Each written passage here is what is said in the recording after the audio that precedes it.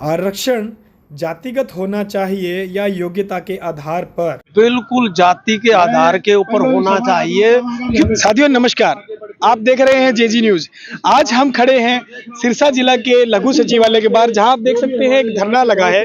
ये धरना, आपको पहले ये बता देते हैं धरने से पहले की बात करने से पहले कि भारत के अंदर जब से आज़ादी मिली एक शब्द रहा आरक्षण, जो हमेशा ही एक नासूर बनता रहा है।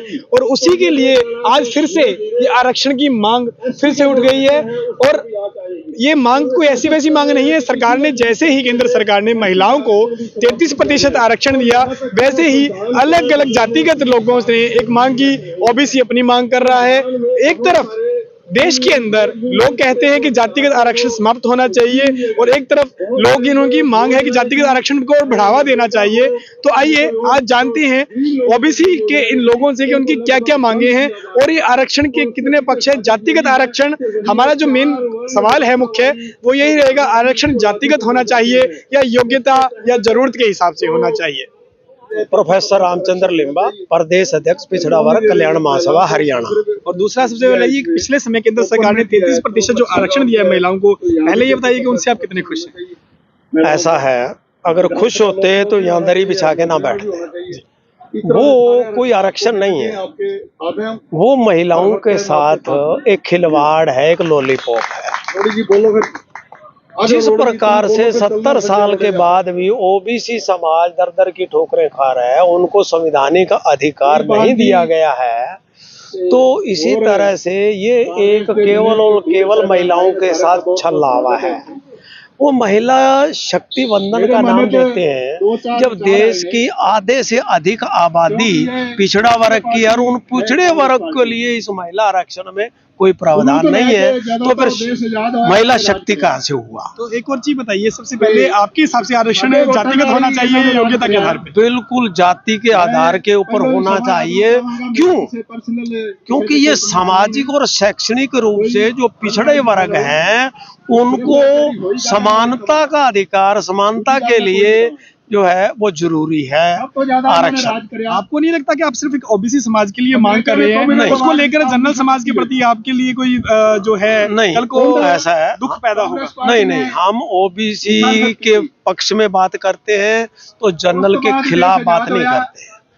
जनरल के लिए जो है, जब देश की आबादी है, अगर 100 रोटी है और 100 ही आदमी है, तो अरे एक आदमी को एक एक रोटी मिलनी चाहिए, ना कि 15 आदमियों को 85 रोटी मिल जाए और 85 आदमियों को 15 रोटी मिले। हम तो ये वर्तमान समाज में आप ओबीसी समाज की खिलाफत की बात करते हैं कि बहुत खिलवाड़ हुआ है हमसे। अभी वर्तमान समाज के अंदर सांसद जो है 120 की संख्या ओबीसी समाज से आती है। ऐसा है, वो केवल और केवल मुखौटे हैं। हम सेपरेट इलेक्ट्रोड की बात इसीलिए करते हैं।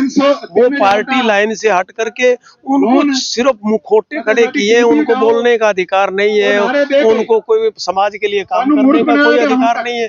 इस सरकार के अंदर केवल 2 ही आदमी जो फैसला ले रहे हैं, वो ले रहे हैं, उनको कुछ नहीं मिल रहा बाकियों को।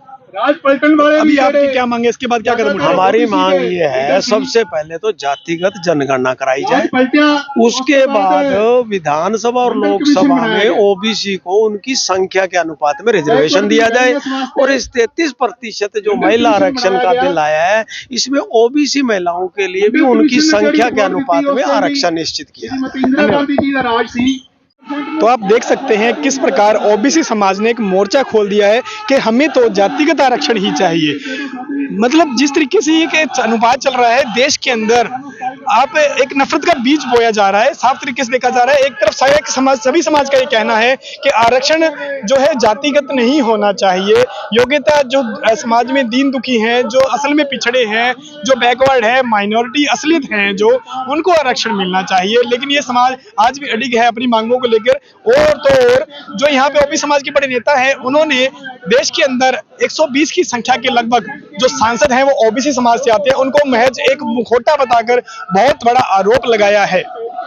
अब देखना यह है आने वाले समय में ओबीसी समाज का साथ कौन कौन से नेता देते हैं, ये एक बहुत बड़ा विषय है। जेजी न्यूज के लिए हर्ष अग्रवाल।